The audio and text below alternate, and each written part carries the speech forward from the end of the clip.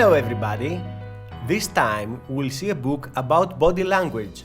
The author, Peter Collett, is a psychologist at Oxford University and widely acknowledged to be a world expert on body language. Before we start, drop a like in the video and subscribe if you haven't done it already. Its title is The Book of Tells. A tell is a body signal that one produces and betrays his true mood. A tell first has been used at poker, where a change in a player's behavior gives clues to that person's assessment of their hand. A person gains an advantage if they observe and understand the meaning of another person's tell, particularly if the tell is unconscious and reliable. Don't believe what someone says, but pay attention to what he does. Some of the topics that we can find in this book are status, discussion, greeting, mating, and lying. Status. When we meet someone, we judge whether he is dominant or not. When someone wants to display dominance, he makes a posture that shows an impression of size and readiness to attack. He directs his face to the other person with fixed gaze, standing upright without hands back, and has his legs open and hands on hips. Power also is related to the territory. The strongest takes up more space. Either we talk about his physical space or his possessions, bigger house, car, etc. He usually sits at the top of the table, talks more, interrupts more, and speaks with a loud, deep voice. The key is relaxation, an indication that he does not care if he is attacked. He has a low muscle tone and moves slowly, smoothly, and not nervously. He touches the others while he doesn't look at them because he doesn't care if he is judged. On the opposite, someone displays submission when he turns his back, avoids the gaze, and makes the impression that he is small and harmless. Common behavior of submissiveness is when someone raises their shoulders for protection, appear inactive, wear dark colors, touch themselves more, lower their head, and laugh in an unfriendly state to calm the dominant person. One similar behavior is anxiety. We have increased heart rate, shortness of breath, and sweaty hands. We want to hide those signs because they display that we don't have control and confidence and the other has an advantage. When we are under stress, our mouth dries. We swallow to clear our throat. We bout our lips to say nothing, bite our fingernails to turn our aggression there, put something in our mouth, like a chewing gum. And we speak faster and less, so that we don't pull attention. Discussion. During the discussion, we leave marks that determine the order in which everyone will speak, as well as how much we participate in it.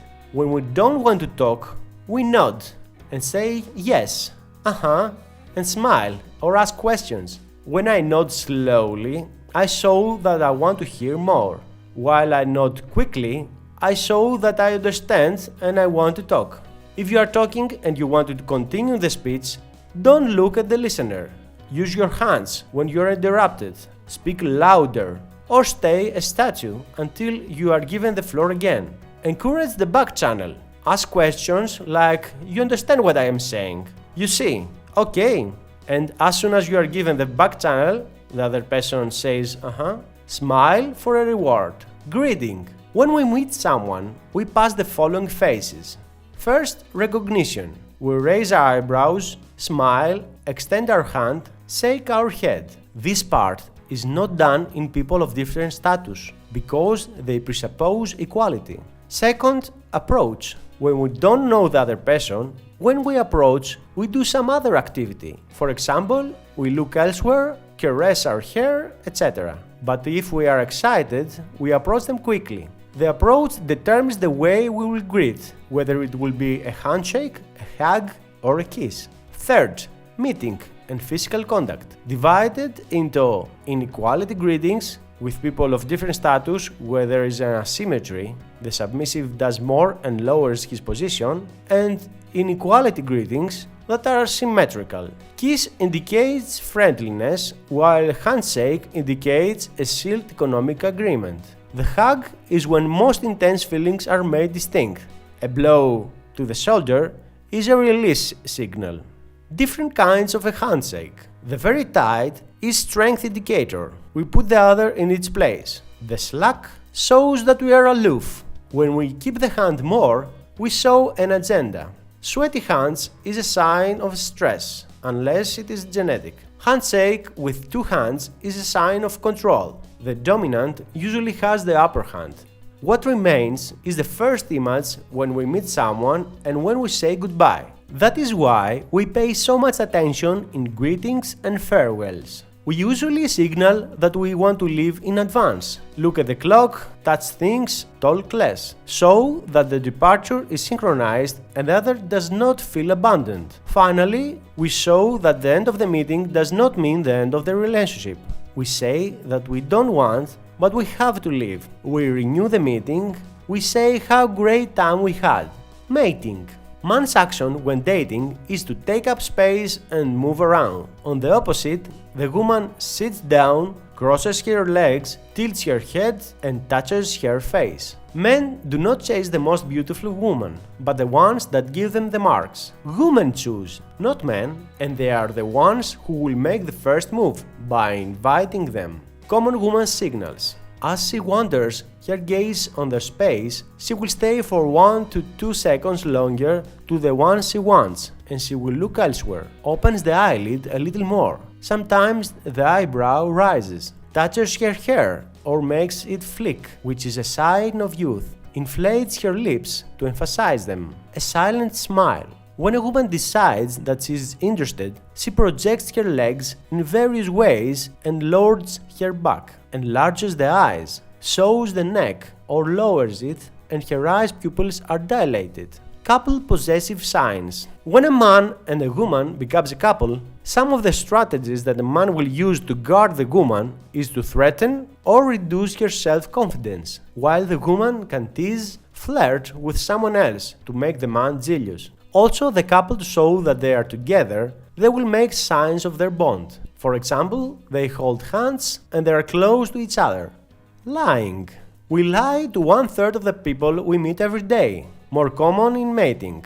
Men lie to look more impressive, while women lie to make others feel good. It is a social lubricant. Lying makes you popular as long as you say it naturally without feeling guilty. When someone is lying, he is trying to cover his mouth, or some variation like touching the nose. Those who lie smile less, make fewer references to themselves to make psychological distance, become more formal, use past tense, speak more slowly, and increase the pitch of their voice.